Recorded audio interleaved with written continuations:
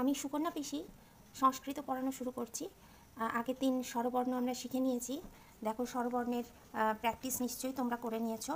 এই দেখো পরিষ্কারভাবে লেখা আগের দিনের পড়ানোটা। এবার আমরা ব্যঞ্জন বর্ণ শিখব এবং এই ব্যঞ্জন বর্ণ শিখতে গেলে অনেকগুলো তো লেটার আছে, তোমরা জানো ব্যঞ্জন বর্ণে অনেকগুলো বর্ণ আছে। কটি বর্ণ আছে সে প্রসঙ্গে পরে আসছি। আগে আমরা বর্ণ কাকে বলেটা বলে নিই।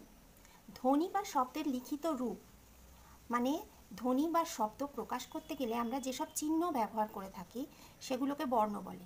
বাংলাতেও পড়েছো, ইংরেজিতেও পড়েছো, সংস্কৃত ব্যাকরণেও তাই। এবং টোটাল সংস্কৃত যে স্বরবর্ণ এবং ব্যঞ্জন বর্ণ নিয়ে সমস্ত বর্ণের সমষ্টি হচ্ছে 49টি। সমস্ত বর্ণের সমষ্টি হচ্ছে 49টি। তার মধ্যে স্বরবর্ণ আছে 14টি এবং ব্যঞ্জন বর্ণ আছে 35টি। তো এবার আসি ব্যঞ্জন বর্ণের মধ্যে। আজকে আমি ইং পর্যন্ত শেখাবো। আস্তে আস্তে ধরে ধরে লিখছি, তোমরা দেখো বুঝতে পারো কি না। প্রথমে আসছি ক, একটা মাত্রা টেনেই নিলাম, তারপর একটা দাঁড়ি দিয়ে পাশ থেকে ঘুরিয়ে এখানে কোনো বেশি গোল টোল বা ছোট ছোট গোল হবে না।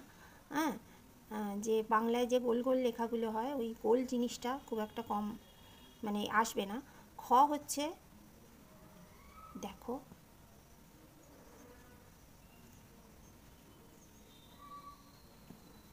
এই হচ্ছে খ।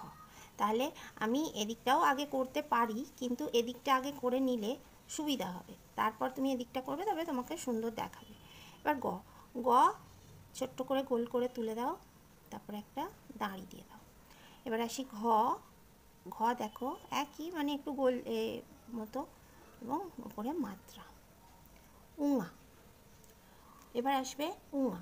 উঙা আমরা যেরকম এই নাবালাম হর্ষই লিখেছিলাম স্বরবর্ণে, সেরকমভাবে নিয়ে খালি এরকম ঘুরিয়ে দিতে হবে এবং এর পাশে একটা ওই যে বললাম গোল গোল আসে না সংস্কৃতে, এই গোলের জায়গায় একটা রম্বসের মতো চারকোনা ডায়মন্ড শেপ।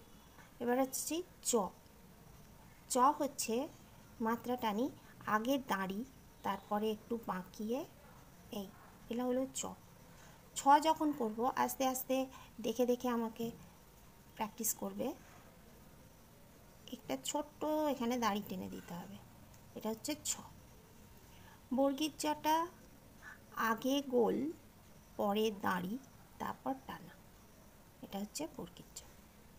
আর হাততালার ঝ, হাততালার ঝ হচ্ছে হর্ষই লিখেছি, হর্ষই যেরকমভাবে লিখেছি ওরকমভাবে লিখলাম, লিখে একটা ছোট্ট এরকম হাত তারপরে একটা দাঁড়ি, হয়ে গেল হাততালার ঝ।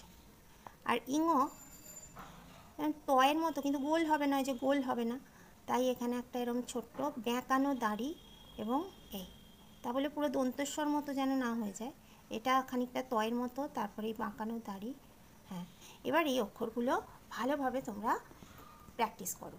ততক্ষণ আমি আবার পরের ভিডিওয় আরও নতুন নতুন অক্ষর তোমাদের শিখিয়ে দেবো।